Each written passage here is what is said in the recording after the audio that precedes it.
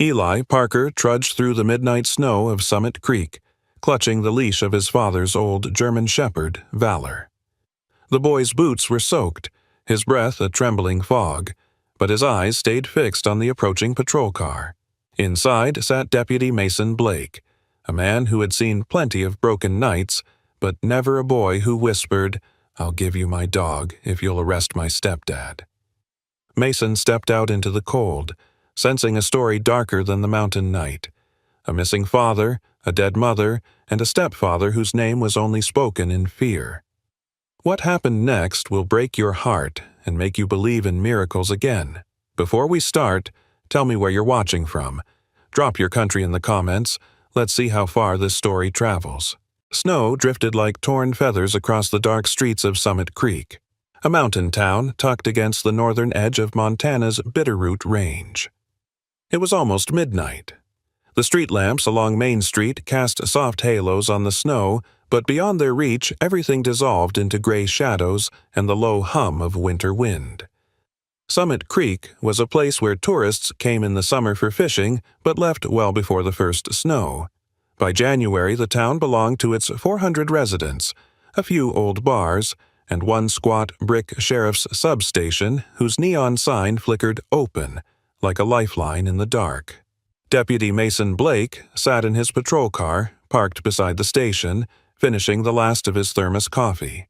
At 34, he carried himself with the quiet bearing of a man who had seen things most people never would.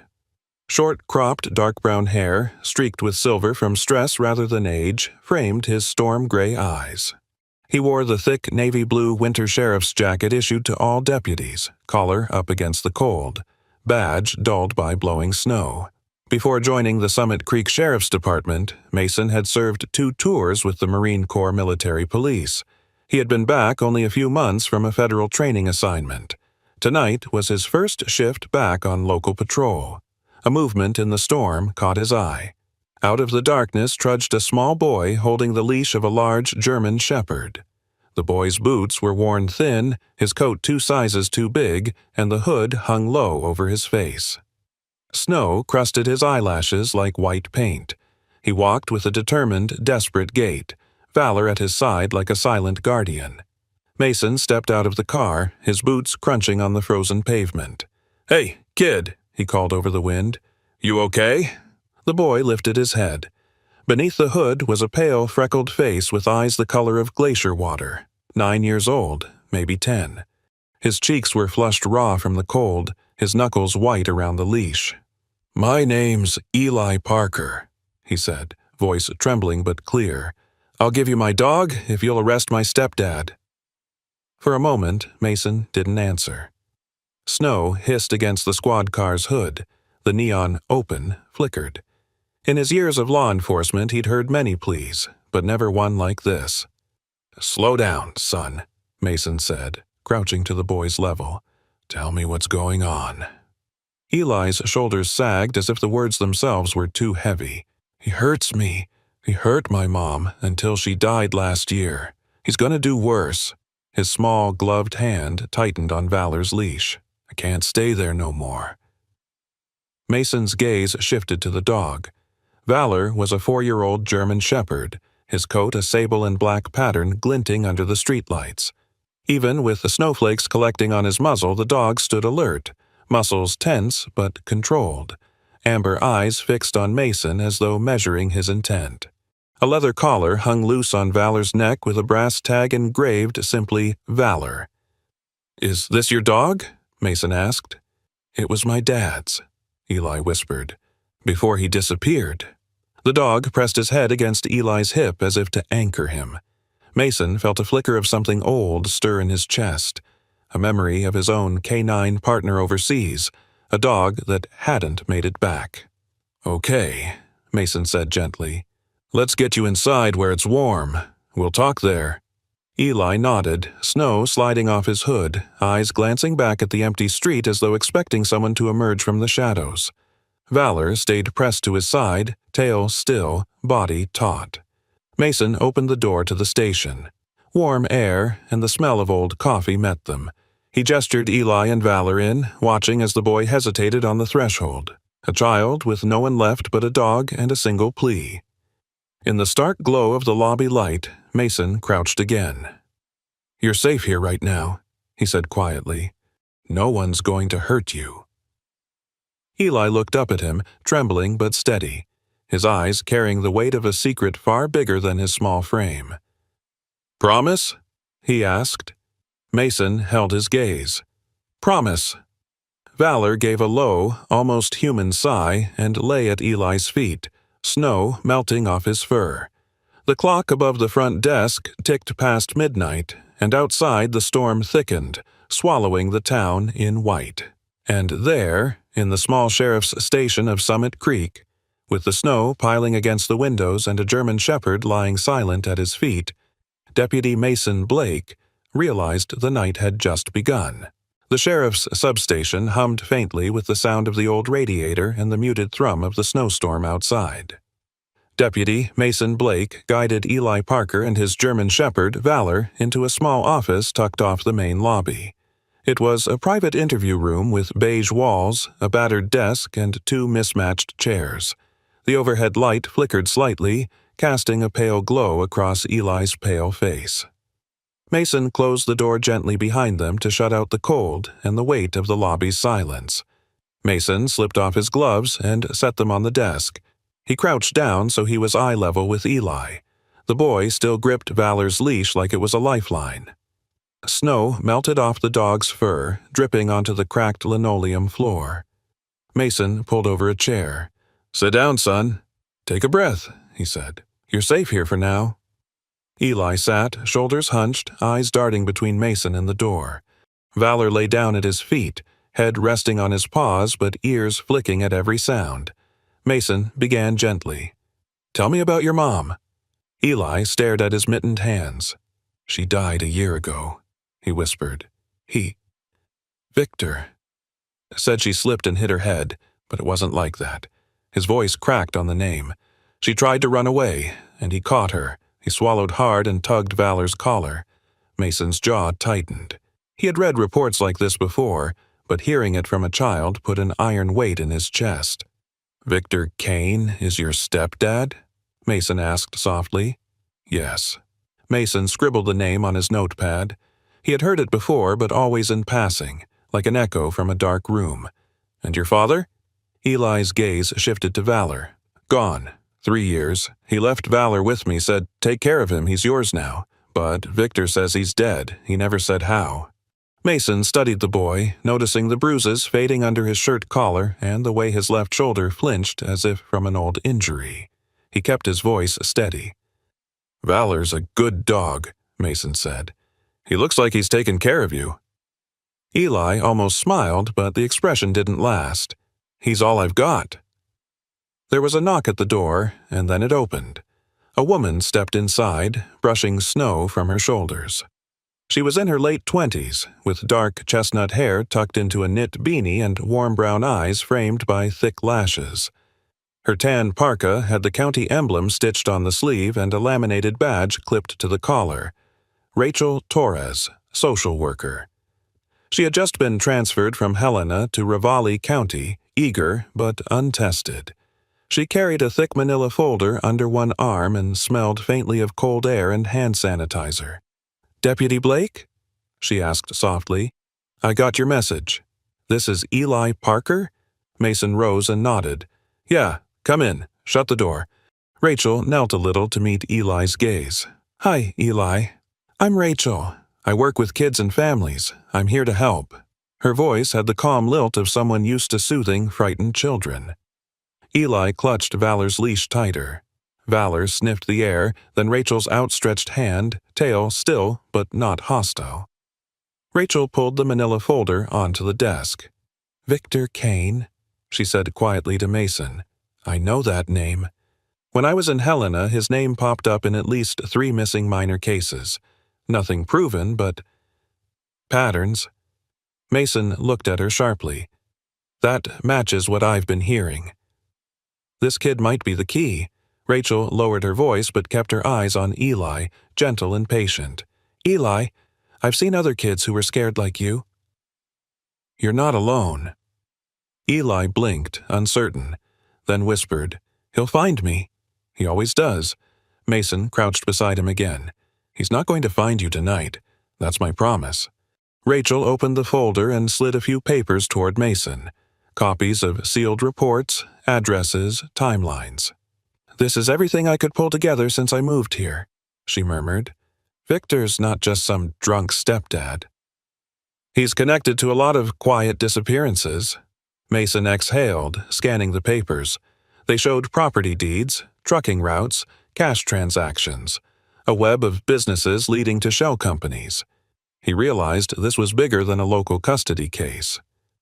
Valor stirred, rising to his feet, nose twitching toward the door as though sensing something beyond the room.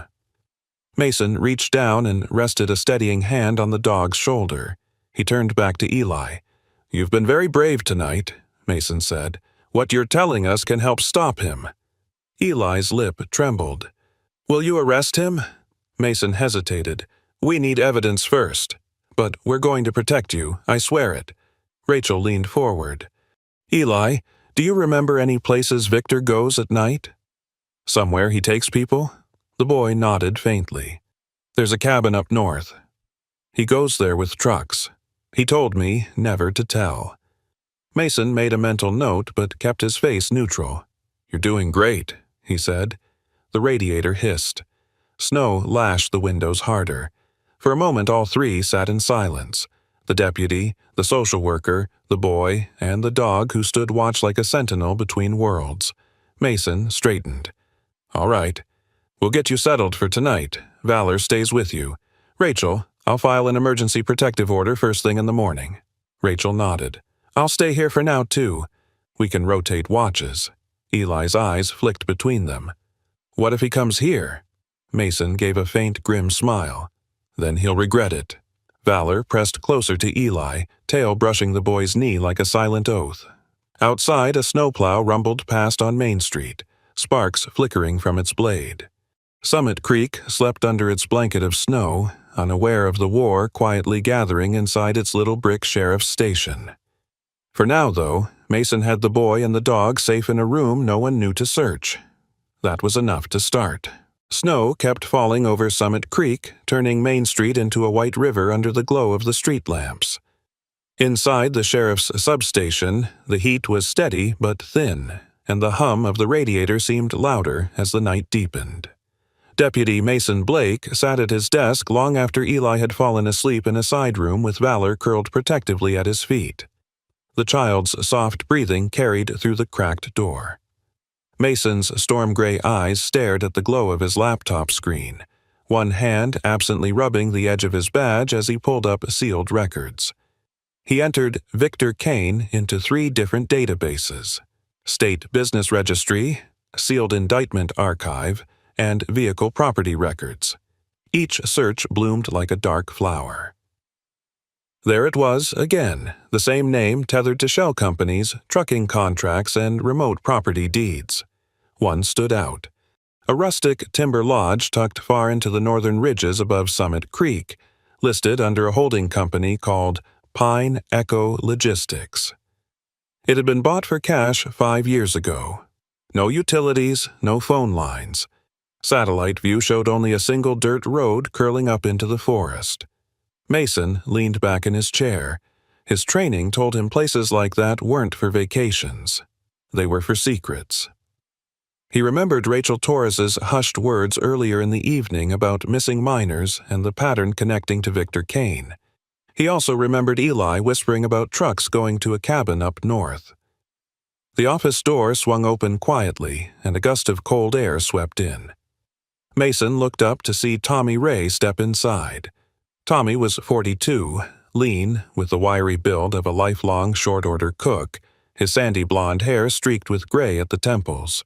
He wore a green diner apron over a flannel shirt and jeans, a battered trucker cap clutched in one hand. His eyes darted around the empty substation before settling on Mason. "Couldn't sleep," Tommy muttered. "Brought coffee." He set 2 steaming paper cups on Mason's desk. Mason frowned slightly. "It's after 2 a.m., Tommy." "What's going on?" Tommy shut the door and lowered his voice. "You been asking about Kane?" "I got something for you." Tommy Ray had been running the Summit Creek Diner for 15 years, a place where loggers, truckers, and out-of-towners all stopped for eggs and gossip. His friendly demeanor hid a sharp memory and a quiet sense of justice. He'd grown up in a rough foster home himself and never forgot what it felt like to be powerless. That was why, when Mason started asking questions, Tommy decided to help. He pulled an envelope from inside his apron. Pictures. Trucks going up to that cabin. Kids too, I think. I've been keeping an eye. Nobody asked me to, but Mason took the envelope and slid out a stack of grainy photos.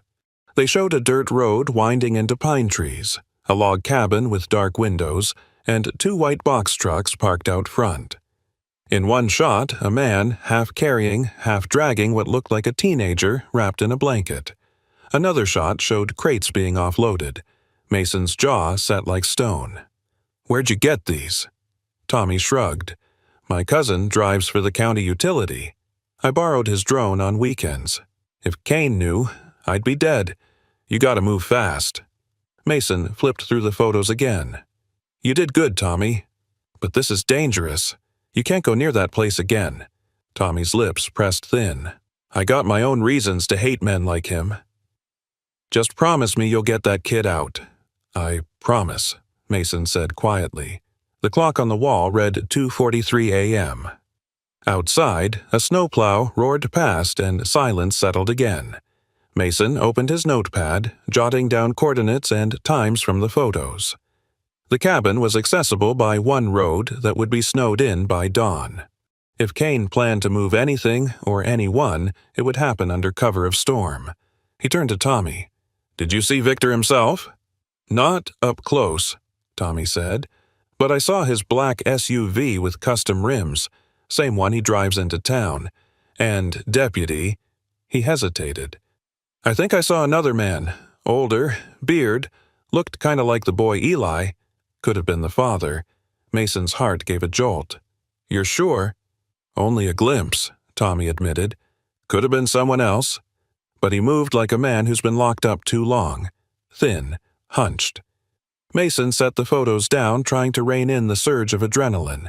He had been prepared for evidence of trafficking, but not for the possibility Eli's father might still be alive. He looked back toward the side room where the boy slept with Valor curled around him like a wolf guarding its cub. "I need to verify this," Mason murmured.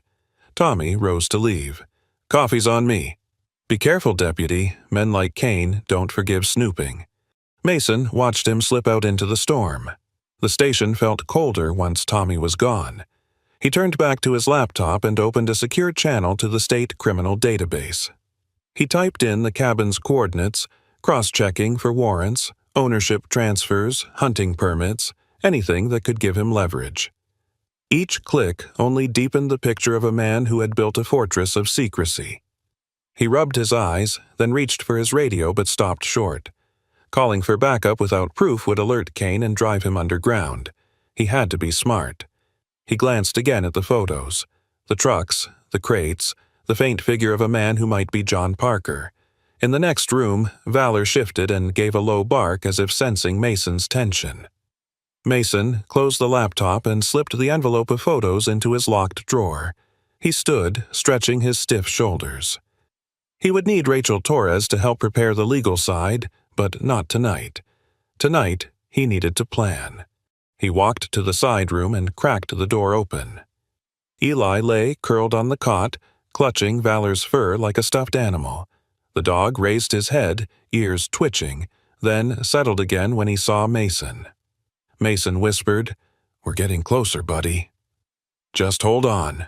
Outside, the snow fell heavier, swallowing the last traces of tire tracks on the road to the mountains.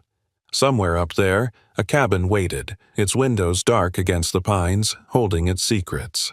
Mason shut the door softly, the sound of the storm filling his ears, and began to chart the path to bring those secrets into the light. The snowstorm over Summit Creek had not let up by the next night.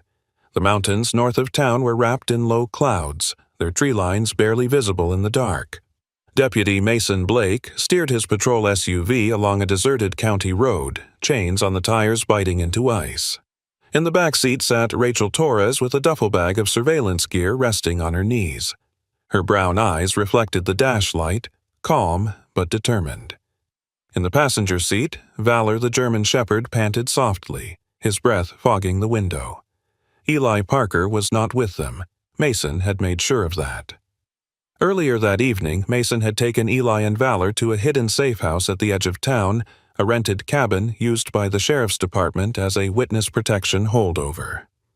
Eli had been settled in with a kind retired dispatcher, Mrs. Donna LeClaire, 62, silver-haired and motherly in an oversized cardigan. She had volunteered for the sheriff's office after losing her own son to an unsolved crime years before. Her warmth filled the cabin with a faint scent of cinnamon tea and wood smoke. She promised to keep an eye on the boy until Mason returned. Now, Mason and Rachel were on their way up the mountain road toward Victor Kane's hidden timber lodge. Mason's hands gripped the wheel in leather gloves, his breath slow and even. Rachel adjusted the zipper on her parka. She wore dark snow pants, boots with crampons, and a black beanie under her hood. The gear bag at her feet contained 2 motion-triggered cameras, 3 GPS trackers, and a wireless mic relay borrowed from a state investigator she had once trained with in Helena. "Coordinates match Tommy's photos," Mason said quietly. "We'll park off the road, hike the last half-mile." Rachel nodded. "We're not bringing backup?" "Not until we have more than hearsay and pictures. Kane's got lawyers. I want him cornered with no way out." Valor shifted in the passenger seat, ears flicking. Mason reached over to scratch the dog behind the neck. "You're K9 tonight," he murmured. "No badge, but same job." Valor's tail brushed once across the seat in silent acknowledgement. They parked the SUV behind a stand of lodgepole pines where the snowdrifts rose waist-high. Mason killed the headlights and engine. The world went black except for their headlamps and the pale swirl of snow. Rachel pulled her hood tighter, her breath clouding. Mason slung his rifle over one shoulder, not to fire, but for the scope, and strapped on his sidearm. "Stay close," he told her. "We're ghosts tonight." They trudged up the slope, Valor padding ahead, nose low. The forest was muffled in snow but full of creaks and distant groans from trees bending under ice. Mason's boots punched through crust into soft powder. Rachel moved silently, used to fieldwork from her years with child welfare investigations in rural Montana. When the cabin appeared through the trees, it looked exactly like Tommy's photos log walls. Blacked-out windows, a satellite dish tilted skyward, but disconnected. No light showed anywhere. 2 white trucks sat half-buried in snow at the edge of the clearing, their license plates covered with grime. Mason crouched behind a snowbank, scanning the area with binoculars. "No movement," he whispered. Rachel knelt beside him. "We should plant 1 camera facing the driveway and 1 by the back door." They circled wide, moving from tree to tree. Valor stayed close to Mason, his sable and black coat blending into the shadows. The dog's breath puffed rhythmically, his paws sinking silently into snow. At the rear of the cabin, Rachel unslung the first camera, attaching it to a pine trunk about 20 yards from the back door. Mason fixed a camouflaged mic relay under a snow-laden branch. He checked his watch, 11:32 p.m. Rachel opened her duffel for the second camera. Her gloved hand brushed something lying half-buried in the snow near the cabin's propane tank. She froze, then brushed it off. It was a small bound ledger wrapped in a plastic bag. Mason leaned over. "What is it?" Rachel peeled open the bag. Inside was a notebook with a cracked leather cover, pages covered in careful handwriting. Between the pages fell several Polaroid photos. Grainy images of children, some blurred as if taken secretly, others with their faces obscured. Names and dates were written on the back of each photo. Her breath caught. "This is it," she whispered. "This is the list." Mason's jaw clenched. How would this be outside? Maybe dropped during a delivery. Maybe a decoy. But it's real. Look at the names. He scanned 1 page. At least a dozen minors, some flagged with symbols. 1 entry matched a missing person flyer he'd seen pinned up in the substation lobby. This was more than enough for a warrant. Rachel slid the ledger into an evidence bag. "We have to get this back to the station." "Right after we finish planting," Mason said. "If someone's inside, we don't want them realizing we were here." They moved to the opposite side of the cabin. Valor suddenly stiffened, ears high, eyes fixed on the tree line. Mason followed his gaze but saw only drifting snow. "Easy, boy," he murmured. "We're leaving." They planted the last camera overlooking the trucks, then backtracked into the woods along a different path to avoid leaving a clear trail. The snow covered their footprints almost immediately. When they reached the SUV, Mason keyed the mic for a secure channel, but did not transmit yet. He wanted to be out of range before talking. Rachel cradled the evidence bag in her lap, staring at the ledger as if afraid it would vanish. "This is going to blow everything open," she said softly. "Or get us killed if we're sloppy," Mason replied. Valor rested his head between the seats, eyes still flicking to the rear window as though expecting pursuit. They drove back down the mountain road, chains rattling. At a turnout above Summit Creek, Mason pulled over to catch his breath. The valley below lay drowned in snow and moonlight, the town's few lights like scattered stars. He looked at Rachel. "Good work tonight. You okay?" She pushed back her hood. "I knew this job would be ugly. Didn't think it'd be this ugly." Mason glanced at Valor. He held up fine. The dog blinked slowly, tail giving a soft thump. He started the engine again and drove the last miles into town, keeping one eye on the mirror. They were carrying Proof Now names, faces, a ledger that tied Victor Kane to a hidden crime. The risk had changed. So had their resolve. By the time they rolled back into Summit Creek, it was after 1 a.m. Mason parked behind the substation rather than in front. He cut the engine and let the silence settle. Rachel handed him the bag. "This is evidence now." "Chain of custody starts here?" Mason nodded. "We'll log it as anonymous tip, lock it in the safe. Tomorrow, I'll get a judge." They slipped inside the station's back door, Valor at their heels, the storm sweeping over the building like a muffled drum. The night's mission was done. The real battle was about to begin. Snow still blanketed Summit Creek like a heavy quilt, but the town had shifted overnight from quiet tension to a sense of something about to break. Inside the sheriff's substation, Deputy Mason Blake stood over a table covered in maps, the seized ledger, and 2 mugs of stale coffee. Rachel Torres sat across from him, eyes shadowed with exhaustion, her tan parka draped over the back of a chair. Valor lay near the door, head up, ears flicking at every sound. Eli was miles away, at the safe house cabin under Mrs. Donna LeClaire's watch. Mason rubbed his eyes. "Judge will sign the warrant tomorrow," he said, voice low. "We've got enough from the ledger and photos." Rachel nodded, but her brow furrowed. Victor's not the type to sit and wait. He knows something's off. She was right. Even as they planned, Victor Kane was moving. 45 years old, with a face as impassive as a carved mask and a taste for black cashmere coats, Victor had built his empire on silence. He had risen from a foster kid in Chicago's South Side to a smuggler, launderer, and trafficker by sheer ruthlessness. He collected high-end watches, rare cars, and human lives as if they were trophies. And now, sitting in his paneled office inside a warehouse on the far edge of the county, Victor stared at his phone with a predator's calm. Someone had been at his mountain cabin. The hidden cameras he'd placed along the access road had caught 2 figures moving through the snow. One had the upright carriage of law enforcement. Victor tapped a fingernail against his desk. He spoke to a man standing in the shadows. Jack Slug Hanley, mid-30s, shaved head, shoulders like a bulldozer. Jack had served as Victor's enforcer for 7 years after leaving a biker gang in Nevada. Dressed in a heavy black parka and steel-toed boots, he was more than muscle. He was loyal to Victor because Victor had saved him from a drug charge. "Take 2 men," Victor said quietly. "Pay them well. Pay them now. Find out who's sniffing around that cabin." His dark eyes glinted. "Send a message." Back at the substation, Mason's phone vibrated on the desk. He frowned and picked it up. A text from an unknown number. He's alive. Check the cabin basement. Don't trust anyone. Mason stared at the message, pulse quickening. He typed back, but it bounced immediately. No reply. Rachel leaned in. What is it?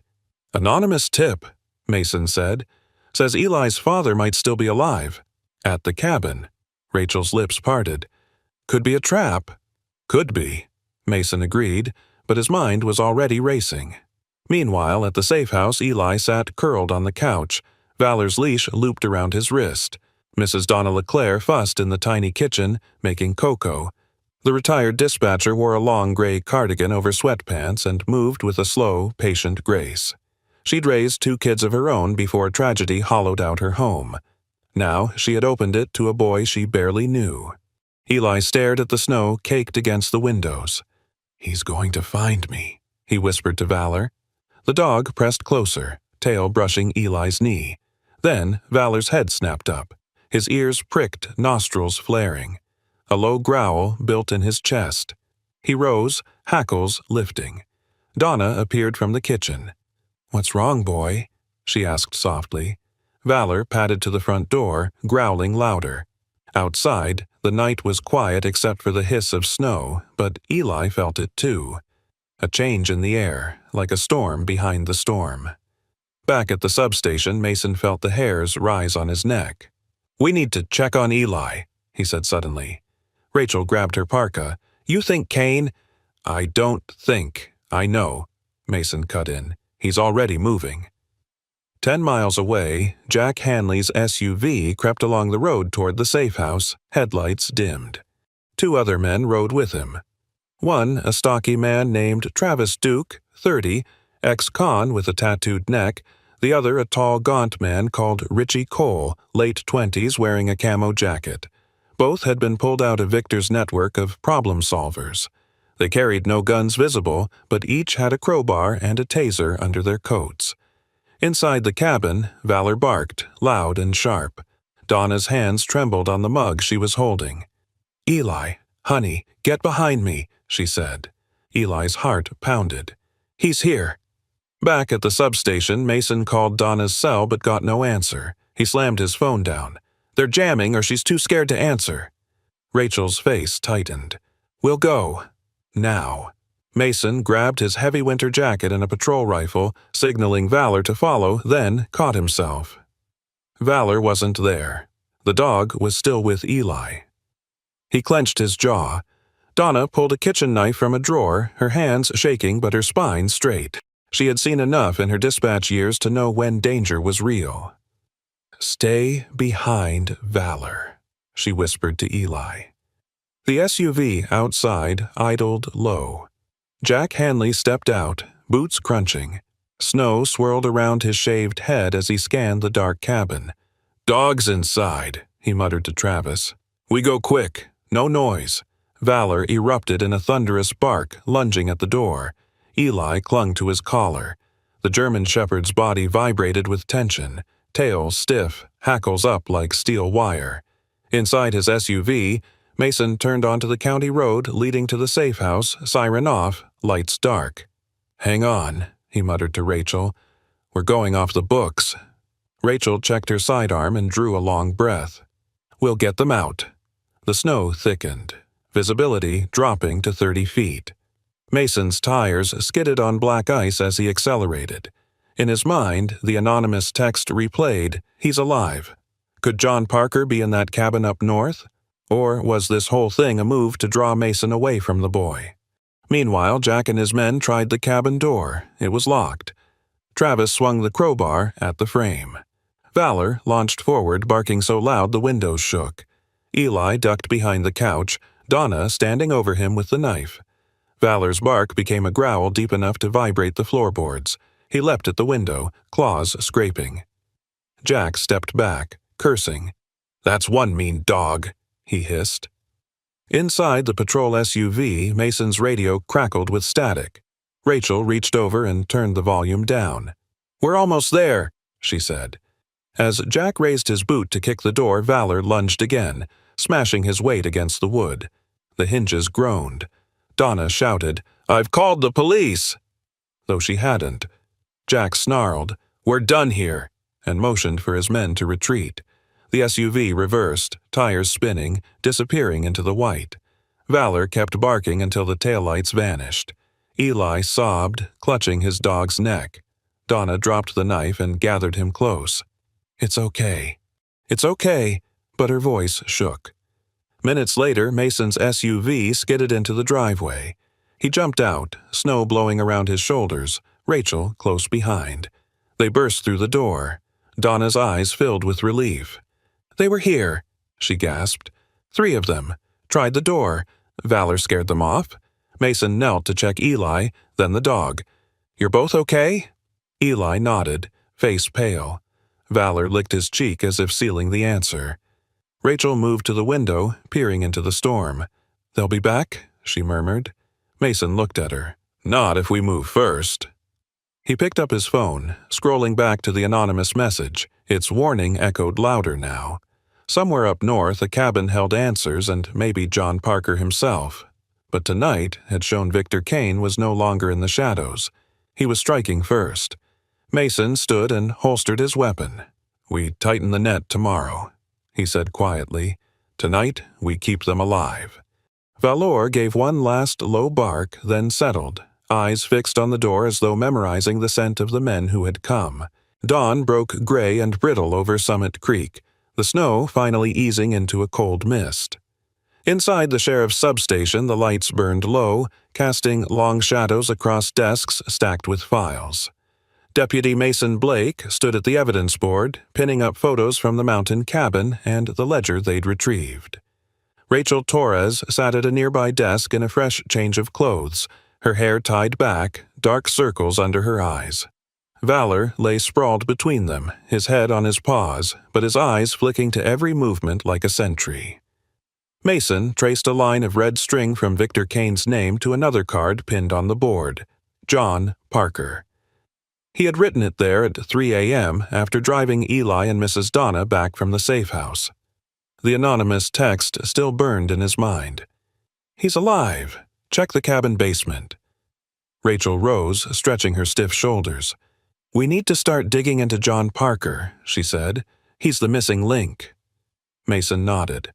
"I've already pulled DMV records, employment history, and payroll from Victor's companies. John Parker used to drive for Kane Freight Logistics 3 years ago. No record after that." Rachel frowned. "Like he disappeared off the books." "Exactly," Mason said. "But there's something else." He tapped a photo of a black SUV parked near the cabin. "Tommy Ray swears he saw a thin, bearded man at the cabin." Could be John. Rachel leaned closer. If John wanted to blow the whistle, Victor would have to shut him up, either kill him or keep him hidden as leverage over Eli. Mason's storm-gray eyes hardened. "I'm betting on the second. Alive people are more useful for intimidation." He crouched to Valor, scratching the dog behind the ear.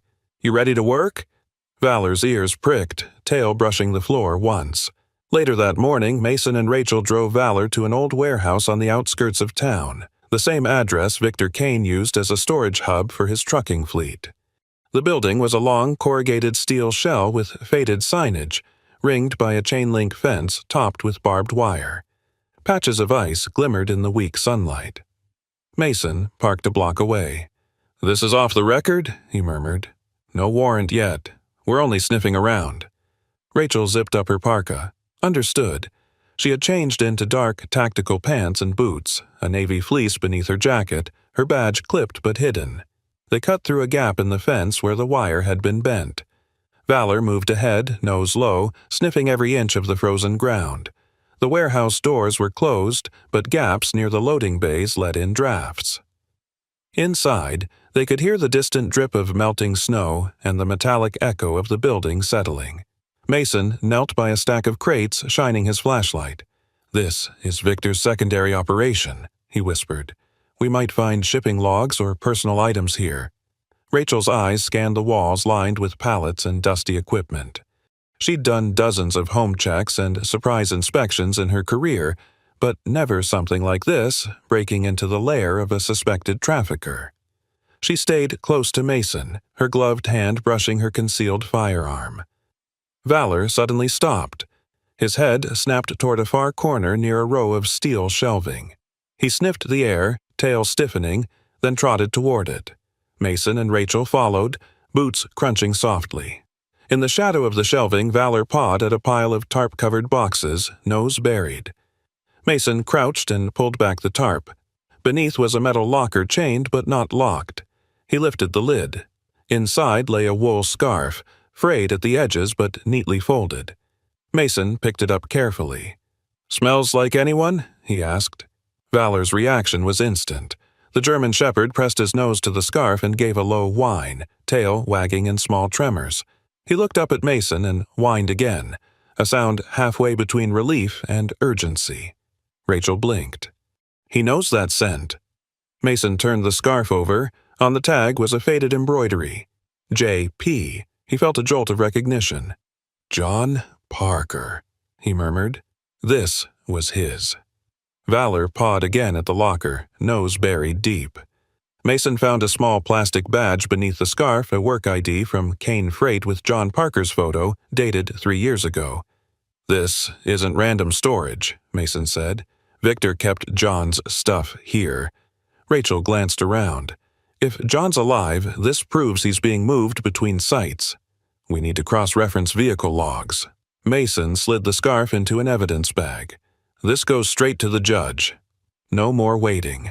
They moved quickly, photographing everything without disturbing it. In one crate, they found ledger pages with coded entries and a cell phone wrapped in foil. Rachel pocketed the phone in a Faraday pouch. As they exited the warehouse, Valor stopped again, nose twitching. Mason followed his gaze but saw nothing but wind stirring snow against the fence. Back in the SUV, Rachel exhaled shakily. "If Victor realizes we were here—" "He already sent men to the safe house," Mason said. "This is war now." She looked at the evidence bag in his lap. That scarf could change everything.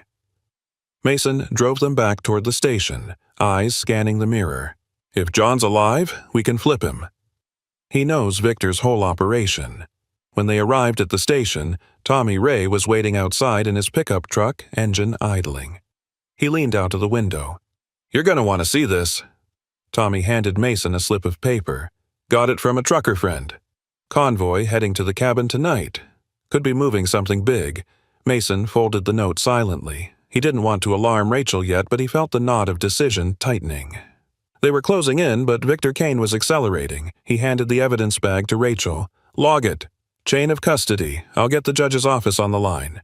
Inside the station, Valor sat by Eli's empty chair, sniffing the air as though remembering John Parker's scent still clinging to the scarf. The boy wasn't there. Still at the safe house under heavier guard now, but the dog's eyes had the faraway look of a memory finally resurfaced. Mason stood at the evidence board, pinning the scarf and the ID badge under John Parker's name. "Now we know," he murmured. "Now we have a lead." Rachel stepped beside him. "And we're running out of time." They exchanged a look of silent agreement. The next move would decide everything. For now, though, they had proof John Parker wasn't just a ghost story. He was out there, somewhere, and Valor had just sniffed the first thread of his trail. The storm over Summit Creek had built into a full blizzard by nightfall, the kind of white fury that made the mountains disappear and swallowed sound itself. Wind shook the old brick of the sheriff's substation as Deputy Mason Blake zipped his winter tactical jacket and pulled on a black knit cap. Rachel Torres stood beside him in a heavy navy parka with reflective stripes, her brown eyes focused, lips pressed thin. Valor sat at Mason's feet, tail stiff, sensing the tension like electricity. Through the frosted glass door came the federal support team. 4 agents from the Montana Child Exploitation Task Force led by Special Agent David Holbrook. Holbrook was in his mid-40s, African-American, with a shaved head and a short beard flecked with gray. He wore a snow camo parka over tactical body armor, and his voice carried the calm authority of a man who had run many high-risk raids. With him were 3 other agents. Melissa Chen, 32, Asian-American, small but wiry with a dark braid tucked into her collar. Frank Delgado, late 30s, Latino, a former Marine MP like Mason, broad-shouldered in a tan tactical coat, and Cody Burns, 26, white, with sandy hair under a helmet and a background in digital forensics, carrying a portable command kit. Holbrook spread a laminated map on the table. "We're rolling in 20 minutes," he said. "Cabin coordinates here. We'll approach from the ridge to avoid Kane's cameras. Weather works in our favor, Snow knocks out his drones." Mason traced the red line on the map. "Victor has at least 3 men up there and maybe more. We believe John Parker and multiple miners are in the basement. Valor can lead us straight in." Rachel adjusted her gloves. "We've got an emergency removal order signed. This is legal." Holbrook nodded. "We're not just extracting, we're arresting. Kane is to be taken alive if possible." Valor rose, hackles lifting as if he understood the stakes. Mason leaned down, speaking low into the dog's ear. "Find John." Protect Valor blinked up at him, amber eyes steady. They loaded into 2 black Suburbans fitted with chains. Snow hammered the windshields as they climbed the switchback road. Agent Delgado drove the lead vehicle, Mason in the passenger seat, Valor wedged between him and Rachel in the back seat. Holbrook's SUV followed, lights off, tires crunching softly. Halfway up the mountain, Delgado glanced over.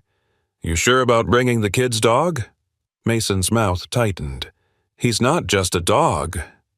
He's our nose and our shield." At the ridge they dismounted, pulling hoods and goggles tight. Visibility dropped to 20 feet. Wind clawed at their coats, rattling gear. Cody Burns set up a short-range comm relay, his fingers moving in thick gloves. Melissa Chen checked her rifle, eyes scanning the tree line. Mason clipped Valor's harness to a long, tactical lead. "Track," he whispered. Valor lowered his nose to the snow and began pulling toward the cabin, tail stiff, body taut. The team moved behind him in a crouched column, snow up to their thighs. When the cabin emerged from the white, it looked like a ghost ship aground in an ocean of snow. 2 trucks were half buried, the back door hanging ajar. A faint light flickered in one window. Holbrook signaled silently. 2 agents around the back, 2 on the main door. Mason stayed with Valor at point, Rachel at his shoulder. They stacked at the door, weapons ready. Mason whispered to Valor, then yanked the door open. The team surged inside, boots pounding across pine planks. The interior smelled of damp wood and diesel fuel. Hallways led to rooms lined with crates and heavy locks. "Basement stairs," Rachel hissed, spotting a door at the far end. Valor lunged ahead, nose down. Mason followed, covering the angles. Holbrook and Delgado cleared side rooms as they advanced. From below came muffled voices, a clang of metal. Suddenly, a figure burst from a side room, a man in black with a ski mask and a short-barreled shotgun. He raised it toward Mason. Valor exploded forward, a sable and black streak slamming into the gunman's legs. The blast went wild, punching a hole in the wall. Mason dove aside, drawing his sidearm but holding fire as Valor clamped onto the man's arm. Rachel swung her weapon, shouting, "Drop it!" The man crumpled under Valor's weight, shotgun skidding across the floor. "Dog saved your life," Delgado muttered, hauling the gunman into cuffs. Mason's pulse hammered. "Good boy," he whispered to Valor, then pulled the dog back. They reached the basement door. It was padlocked. Holbrook motioned to Melissa, who produced a small breaching kit. In seconds, the lock snapped. They pushed the door open and descended a narrow wooden staircase into a dim underground room lit by a single bare bulb. Against one wall, 3 teenagers sat huddled under blankets, eyes wide, wrists zip-tied, but otherwise unharmed. In the far corner, chained to a support beam, slumped a thin man with a beard and hollow cheeks. John Parker. His blue eyes blinked as the team burst in. "John Parker?" Mason called softly. The man stirred, voice hoarse. "Eli, my son?" Valor broke from Mason's grip and trotted to John, tail wagging low, whining softly. The man's trembling hands lifted to the dog's fur. "Valor," he whispered. Tears cut streaks through the grime on his face. Rachel rushed to the teenagers. cutting their ties and wrapping them in thermal blankets. Holbrook signaled to Delgado and Cody to secure the exits. Mason knelt by John, checking his pulse. "You're safe now. We're taking you out." John's lips cracked into a faint smile. "I knew he'd find me," he rasped. Kane said, "I'd never see him again." Holbrook's voice snapped over the comm. "Exterior perimeter secure." Kane and 2 others fled out the back. "We've got one in custody upstairs. Extraction now." Mason and Delgado supported John's weight as they led him up the stairs. Valor stayed pressed to John's side like a bodyguard. The rescued teens stumbled after Rachel and Melissa, blinking at the sudden brightness of snow as they emerged outside. Wind knifed across the clearing, pelting them with ice shards. Snowmobiles waited at the tree line, brought by the feds to evacuate quickly. Holbrook barked orders, coordinating the retreat. As Mason helped John onto a snowmobile, the older man gripped his sleeve. "Eli?" he asked again, voice urgent. "He's safe," Mason said firmly. "Valor kept him safe." John closed his eyes, a tear freezing on his lashes. "Thank you." They loaded the teens and John onto the snowmobiles. Valor leapt onto Mason's sled, planting his paws on the handlebars as if eager to ride. Mason swung up behind him, glancing back at the cabin where lights still flickered. Kane was on the run, but tonight the captives were free. Holbrook raised his arm. "Move out!" Engines roared to life. One by one, the sleds vanished into the blizzard, their red taillights swallowed by snow. Mason glanced at Rachel on the next sled over. Her face was pale but determined, eyes fixed on the path ahead. "We got them!" she shouted over the wind. Valor looked up at Mason, eyes bright in the storm. Mason patted his head. "Good boy." "You found them all." As they snaked down the mountain, Mason knew the war with Victor Kane wasn't over. But, for the first time in years, John Parker was free. 3 teenagers were alive, and Eli's belief in Valor as more than just a dog had been proved right. By the time the blizzard loosened its grip on Summit Creek 2 days later, the town awoke to the sound of helicopters and federal vans crawling up Main Street. The operation that had begun as a nighttime raid now expanded into a full-scale sweep. Deputy Mason Blake stood at the steps of the courthouse, collar up against the sharp wind, watching a convoy of unmarked vehicles disappear toward the northern ridges. Snow still clung to his navy tactical jacket, his storm-gray eyes squinting in the pale winter sun.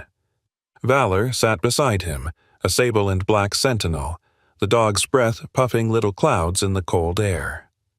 Inside the courthouse, a temporary command center buzzed with agents and prosecutors. Rachel Torres moved among them, her tan coat swapped for a dark business suit and a neat braid over her shoulder. Her brown eyes were serious but held a flicker of quiet triumph. She had become the bridge between the terrified miners, the county sheriff's office, and the federal task force. After the raid, she had stayed up 36 hours helping catalog evidence, transcribe interviews, and prepare sworn statements. John Parker sat at a long table with a blanket over his shoulders, hands wrapped around a steaming mug. He had been shaved, bandaged, and given a clean shirt. The beard he'd grown in captivity was gone, revealing a gaunt face lined by years of fear, but also the sharp bones of a younger man who once drove trucks across the state. He spoke softly with an FBI caseworker, trying to piece together his memories of the last 3 years. Valor would occasionally wander over to him, pressing a muzzle against his leg as if to remind him he was still safe. The FBI's lead prosecutor for Montana's Northern District, Kathleen Moreau, arrived that morning from Helena. She was 50, African-American, with cropped silver hair and a crimson wool coat over a gray suit. Her reputation as a relentless litigator preceded her. She spread the ledger, Polaroids, and camera footage across the table. "This is not just a case," she said, her voice low but firm. "This is the key to dismantling Kane's network statewide." Mason stood to the side, arms crossed.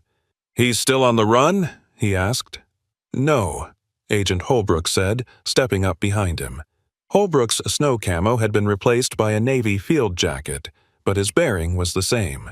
"We caught him at a private airstrip outside Missoula at dawn. 2 of his men tried to flee with him. We've got all three in custody." Rachel, overhearing, allowed herself a small exhale. "Then it's over." "Almost," Holbrook said. "We still need airtight testimony to keep him locked down." Across the room, Tommy Ray entered in his diner work clothes green apron, flannel shirt, hair still damp from melting snow. He looked around awkwardly, clearly out of place among suits and tactical gear. Mason crossed over, clapping a hand on his shoulder. "Tommy." "Couldn't have done it without you." Tommy shrugged. "I just did what anyone would do." Rachel walked over, smiling warmly. "Not. Everyone risks their life with a drone to photograph a trafficker's cabin." Holbrook approached, holding a navy blue folder.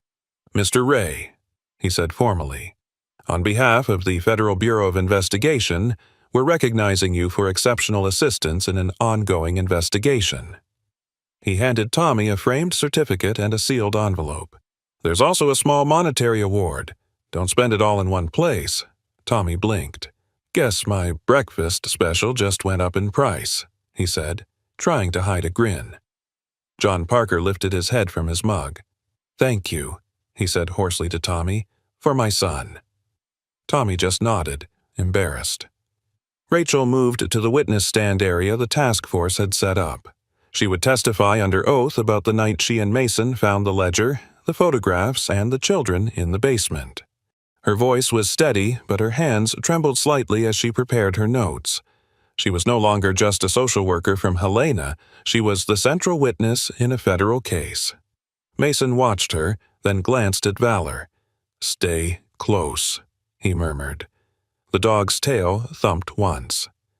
Hours later, in a packed federal courtroom improvised from the county hall, Victor Kane was led in wearing an orange jumpsuit and shackles flanked by two marshals. Even without his designer coat, he radiated a cold charisma, his dark eyes scanning the room. When he saw John Parker seated with Valor at his feet, a muscle twitched in his jaw.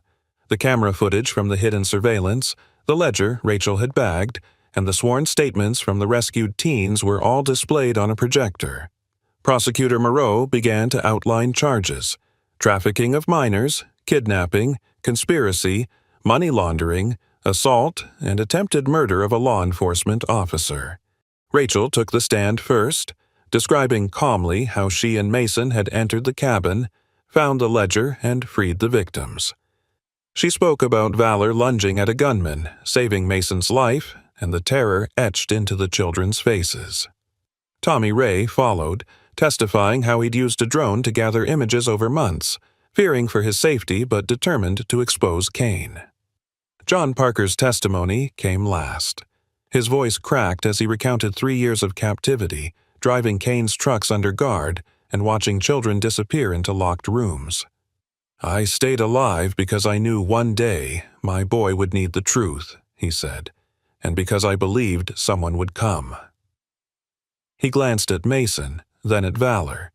The defense attorney tried to object, but the weight of evidence crushed any hope of acquittal. Victor Kane sat motionless, hands folded, as the prosecutor listed each piece of proof. Outside the courthouse, reporters braved the snow to broadcast live updates. Inside, the people who had risked their lives finally felt the gears of justice turning. By evening, the indictments were sealed and Kane was transferred to a federal detention center under high security. His network of shell companies was frozen, bank accounts seized, and 32 warrants issued for associates across 3 states. The mountain lodge was sealed as a crime scene, and the rescued teens were placed in protective care. Back in the substation, Mason removed his winter jacket and leaned against the desk. Rachel entered carrying 2 mugs of coffee. "We did it," she said quietly. Mason nodded. "We stopped him." He looked at Valor, sprawled by the heater, and at the small cot in the corner where Eli would soon be reunited with his father permanently. For the first time since the boy walked into the station offering his dog in exchange for protection, Mason felt the air loosen in his chest. Outside, snow still drifted across Summit Creek, but it no longer felt like a shroud. It felt like a fresh sheet, a chance to start over. Winter sunlight poured through the hospital windows like pale gold, glinting off the snowbanks piled outside. Summit Creek Regional Hospital, A 2-story brick building with faded green trim smelled faintly of antiseptic and coffee. In a private recovery room on the second floor, John Parker sat propped against crisp white pillows. Weeks of captivity had left him thin but not broken. His brown hair was cut short now, the beard gone, and a faint line of color had returned to his cheeks. He wore a gray sweatshirt and hospital pants, an IV taped to one hand. At the foot of the bed, a bouquet of pine branches and winter berries sat in a mason jar, a gift from the sheriff's office. Deputy Mason Blake leaned against the doorway in his Navy winter uniform jacket, hands in his pockets, watching the reunion unfold. Beside him, Rachel Torres stood in a tailored dark blazer over a forest green blouse, her new badge clipped at her belt. Director of Child Protection Summit Creek. Her brown eyes softened at the sight inside the room. Eli Parker stood clutching Valor's leash with trembling hands. He had grown quieter over the last few days, his eyes older than his 9 years. Today he wore a clean red sweater over jeans and snow boots, his blonde hair still mussed from the winter wind. Valor sat pressed to his side, ears tilted forward, tail swishing slowly across the linoleum. John Parker's eyes filled with tears when he saw them. "Eli," he whispered, voice still raspy from days of testimony and medical treatment. He extended his arms. Eli let go of Valor's leash and crossed the room in 2 running steps, burying himself against his father's chest. John folded him in a trembling embrace. "I'm so sorry," he murmured over and over, his hands gripping his son's shoulders as though anchoring himself to reality. Valor padded forward, placing his front paws gently on the bed frame. John reached out and stroked the dog's fur, his fingers sinking into the sable and black coat. "Good boy," he whispered, his voice cracking. "You kept him safe." Valor gave a soft whine and licked John's hand, tail thumping once against the bed. Mason cleared his throat softly. "Figured you two needed some time alone," he said from the doorway. Rachel touched his arm, signaling for him to stay. This was more than a reunion. It was a sealing of everything they'd risked. John looked up at them, eyes shining. "Deputy Blake, Rachel, thank you." Mason shifted his weight, his storm-gray eyes steady. "You're the one who held out. We just followed the trail Valor left us." Rachel stepped into the room, her heels clicking softly on the tile. "The new Child Protection Fund is going live next week," she said, smiling at Eli. "Part of it's named after your mom, Eli.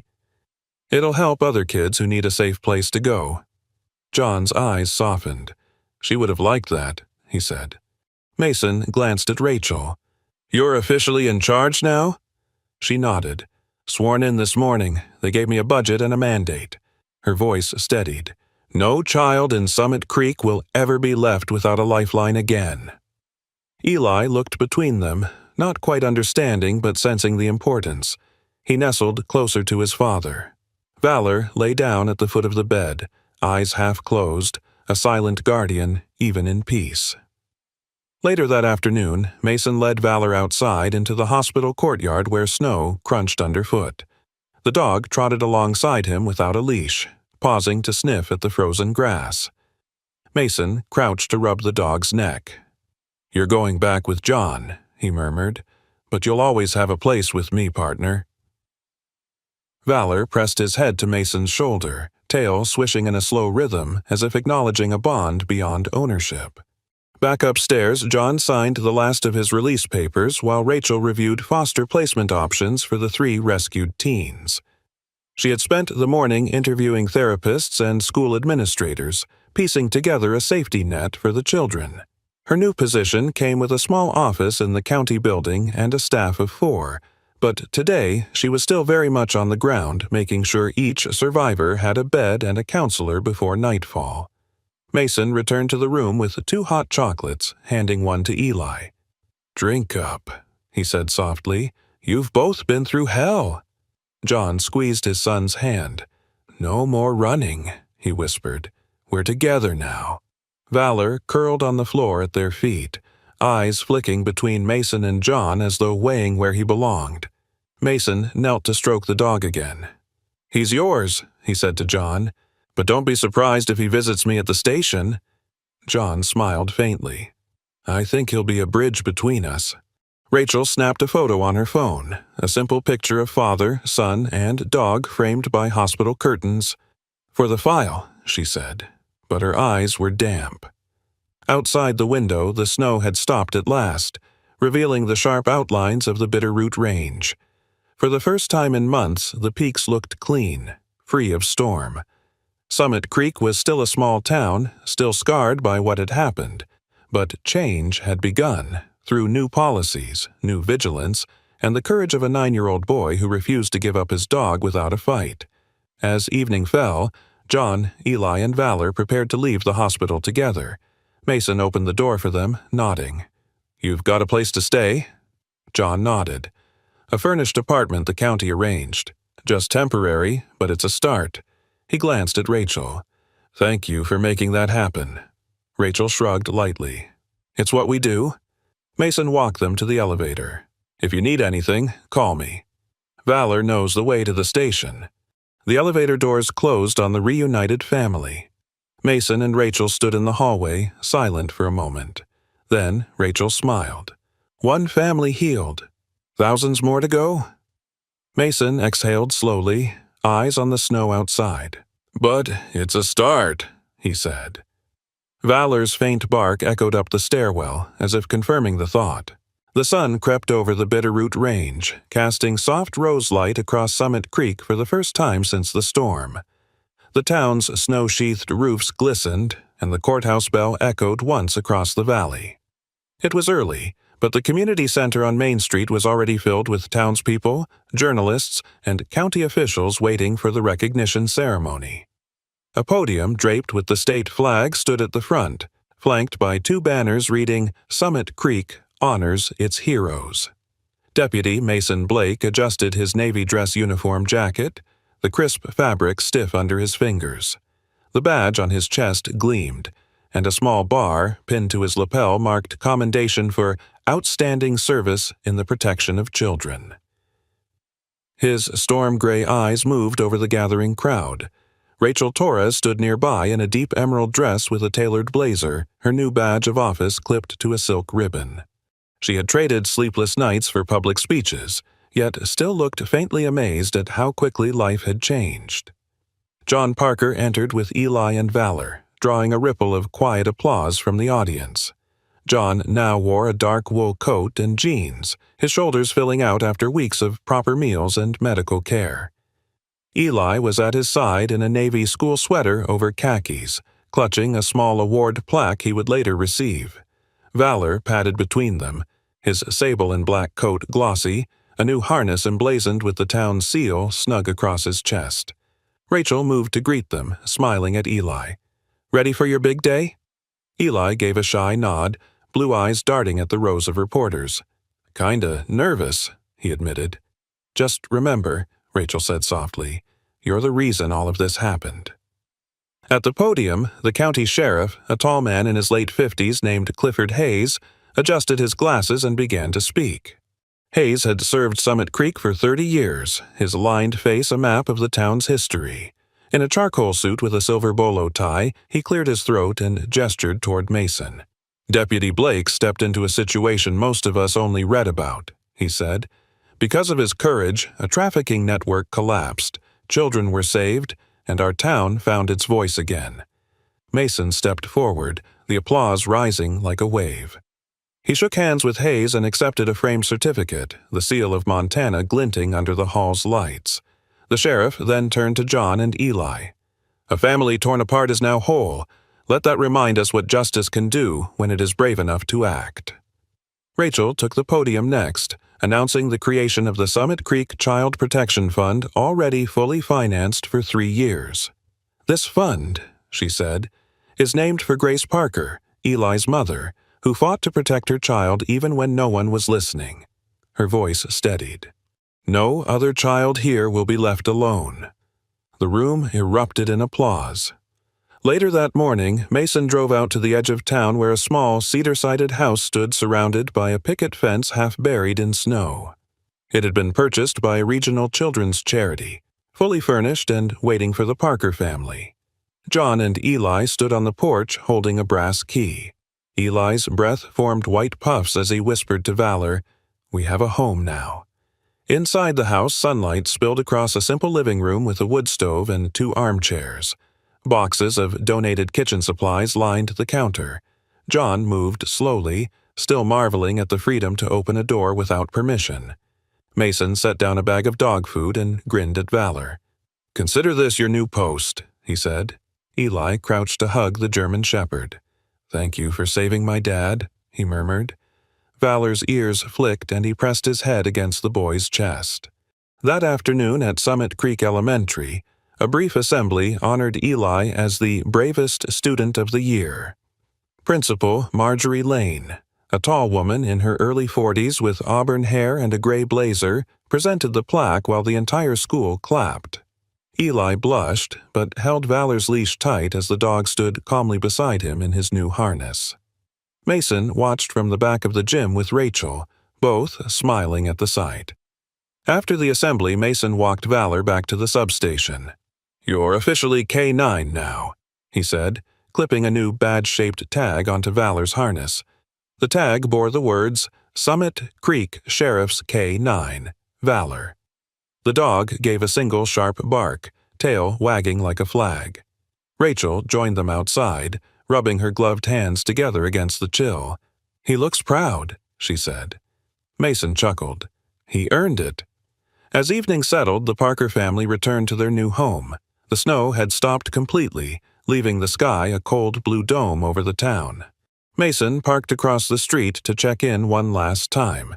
Through the window he saw John cooking on the small stove, Eli setting the table, and Valor pacing happily between them, a bridge between father and son. He stepped out of the car, breath frosting, and leaned on the hood. Rachel walked up beside him. "Looks like they're going to be okay," she said softly.